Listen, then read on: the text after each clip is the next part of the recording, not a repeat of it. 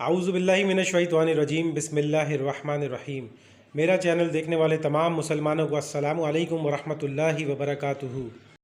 इससे पहले कि आगे बढ़ें, आपसे गुजारिश करूंगा कि मेरे चैनल लाल टीवी को सब्सक्राइब, लाइक और शेयर ज़रूर कीजिएगा और हाँ, कमेंट करना भी हरगिज़ मत भूलिएगा। तो चलते हैं आज के वजीफ़ा की तरफ। अगर किसी भाई या बहन की शादी ना हो रही हो और रुकावटें आ रही हों तो ये आयत निकाह की राह में आने वाली हर रुकावट को दूर करती है और निकाह में बरकत देती है। ये सूरतुल क़सस की आयत नंबर 24 है, जो कुरान करीम में पारा नंबर 20 में और तरतीब के लिहाज से सूरह नंबर 28 है।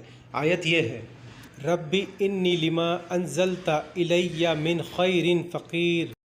ए मेरे रब, तू जो भलाई भी मेरी तरफ नाजिल करे, बिलाशुबा मैं उसका मोहताज हूँ। निकाह की नीयत से इस आयत को रोज़ाना कोई वक्त मुकर्रर करके अव्वल व आखिर दुरूद इब्राहिमी के साथ 100 मरतबा पढ़ें। इंशाअल्लाह जल्दी निकाह का बंदोबस्त हो जाएगा। खुलूसे दिल और नीयत से पढ़ें। उम्मीद है आपको ये वजीफ़ा पसंद आया होगा। ख़ुद भी पढ़ें और उनको भी भेजें जिनकी शादी में रुकावटें हैं।